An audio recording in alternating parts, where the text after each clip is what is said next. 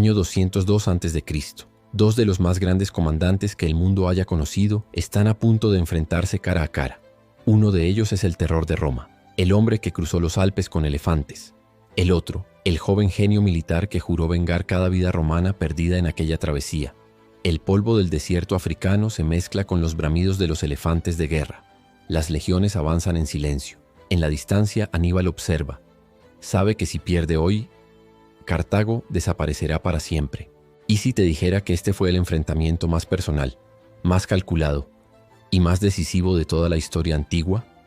Quédate, porque te contaré la historia del día en que Roma se vengó de su peor enemigo. Y lo hizo, para nunca más volver a mirar atrás. La historia de la batalla de Zama no se puede comprender sin retroceder 17 años, hasta el año 216 a.C.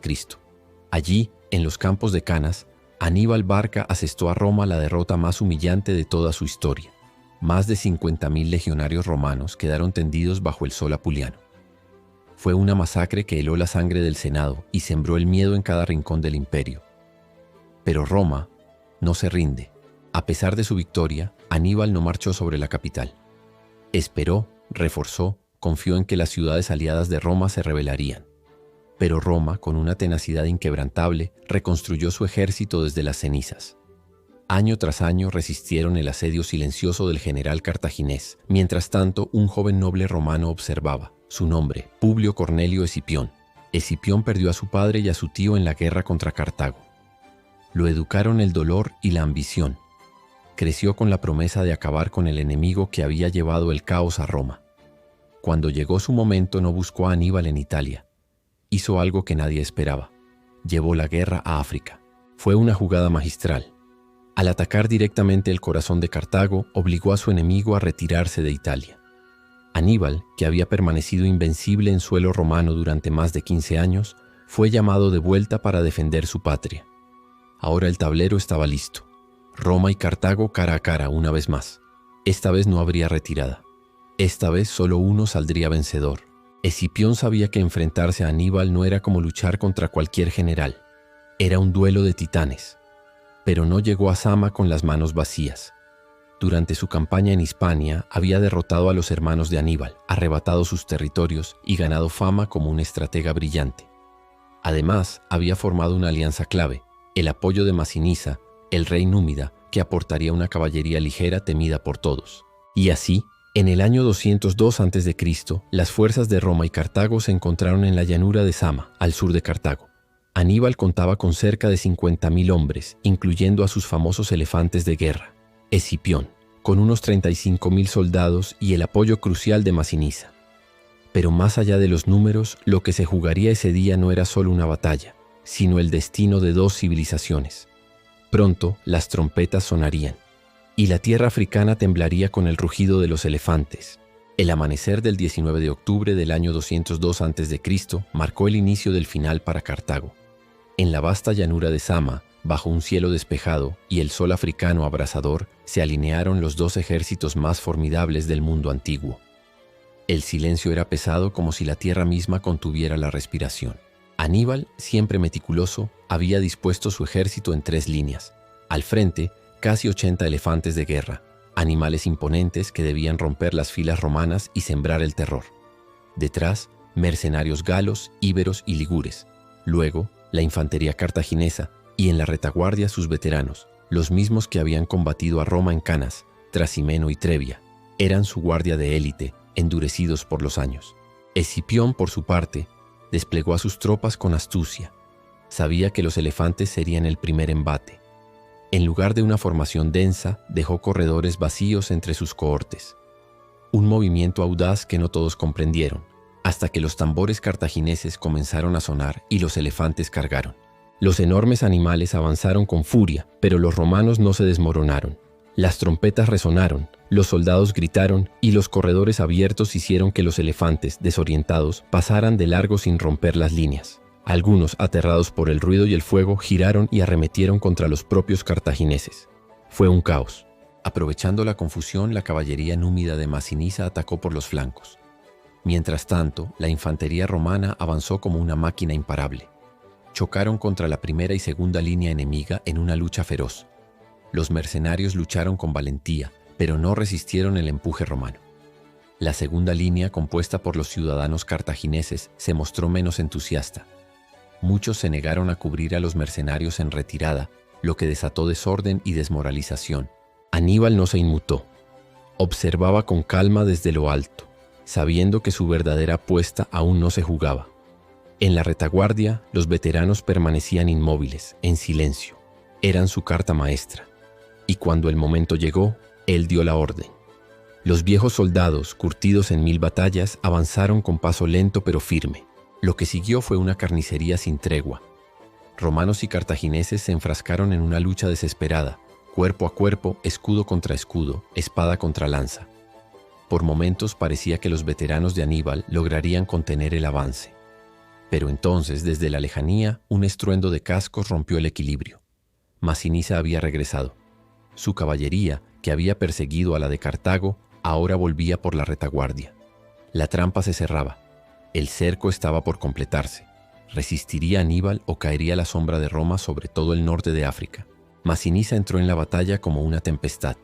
Sus jinetes númidas, veloces y letales, golpearon con precisión quirúrgica la retaguardia cartaginesa justo cuando los veteranos de Aníbal luchaban con todo su ímpetu contra el muro romano. Fue el punto de quiebre. Lo que hasta entonces había sido una batalla frontal, brutal y pareja, se transformó en una lucha desesperada por la supervivencia. La caballería romana, liderada por Lelio, se unió a la ofensiva. Ambos flancos convergieron como tenazas que aplastan un núcleo. Los cartagineses, atrapados entre la infantería de Escipión y la caballería aliada, se vieron rodeados. Aníbal entendió de inmediato lo que eso significaba. El movimiento que tantas veces había ejecutado él mismo, ahora lo aplastaba a él. Pero el viejo general no se rendía. Dio órdenes con calma, reorganizó a sus hombres e incluso logró formar un círculo defensivo. Las filas se cerraron, los escudos se entrelazaron y cada soldado cartaginés peleó como si el destino de su civilización dependiera de ello, porque en verdad así era. La batalla se transformó en una matanza estática. Los romanos no podían entrar sin pagar un precio altísimo. El cerco resistía. Escipión, consciente del coste de atacar de frente, ordenó un repliegue temporal para reorganizar a sus cohortes. Entonces mandó a que los lanceros ligeros hostigaran desde la distancia, debilitando a los cartagineses poco a poco, como una gota de agua que horada la piedra. Mientras tanto, el calor africano no daba tregua. Los cuerpos cubrían la tierra, el polvo levantado por los caballos se mezclaba con el sudor y el aliento de los moribundos. Era un infierno. Y en medio de ese paisaje apocalíptico, Aníbal, cubierto de sangre y polvo, siguió luchando. Pero incluso los más grandes deben aceptar el peso de la historia. Cuando las líneas cartaginesas comenzaron a quebrarse, Escipión lanzó el golpe final. 3 cohortes frescas, que había reservado para este momento, cargaron con furia. La muralla humana de Cartago, ya exhausta, no resistió. Uno a uno, los hombres de Aníbal cayeron. El cerco fue aplastado. El silencio sustituyó a los gritos. Y por primera vez en su vida, Aníbal se vio obligado a ordenar la retirada. Con un puñado de hombres logró escapar del campo de batalla. Atrás quedaban más de 20.000 cartagineses muertos y el orgullo de un ejército que había desafiado a Roma durante casi 2 décadas. Escipión no celebró con júbilo. Sabía que había vencido al general más grande que Roma había enfrentado. Sama no fue solo una victoria, fue una advertencia al mundo. El conflicto más legendario del Mediterráneo llegaba a su fin, pero las consecuencias apenas comenzaban. La batalla había terminado, pero su eco retumbó por siglos. Escipión ordenó reunir a sus oficiales y recorrer el campo. Lo que vio fue la imagen del final de una era. Estandartes cartagineses desgarrados, escudos rotos y miles de cuerpos inmóviles. La tierra africana, tan fértil, estaba regada ahora por el precio de la ambición y el orgullo.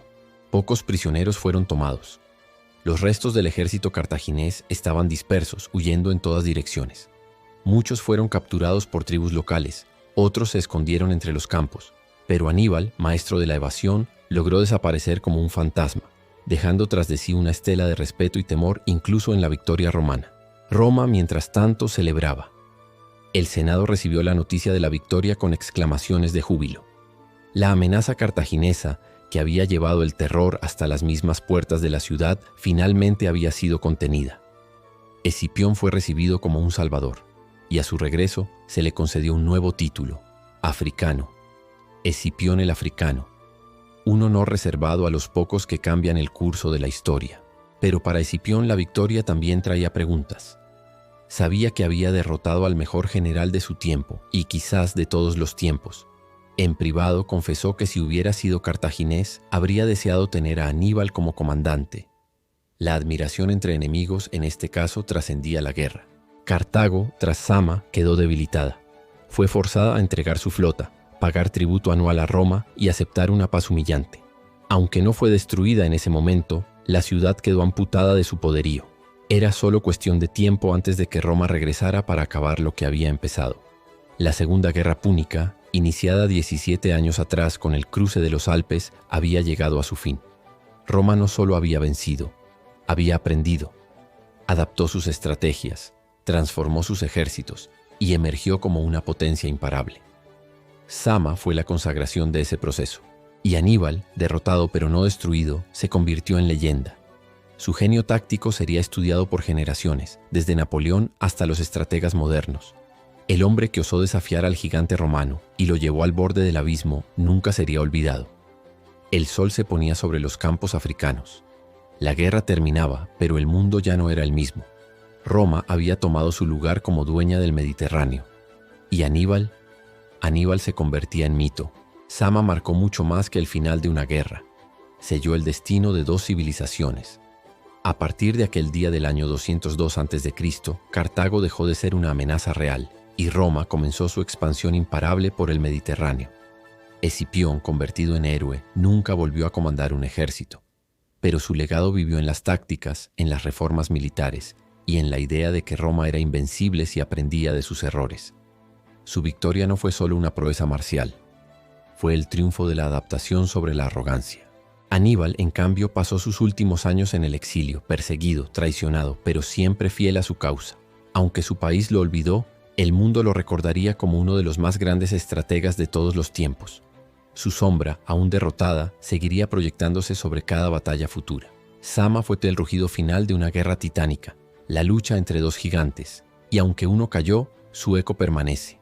Gracias por acompañarme en este viaje al año 202 a.C. para revivir esta legendaria batalla.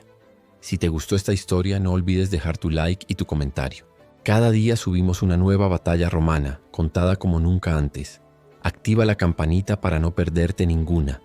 Y ahora sí, me despido. Hasta pronto, generales, nos vemos en el próximo combate.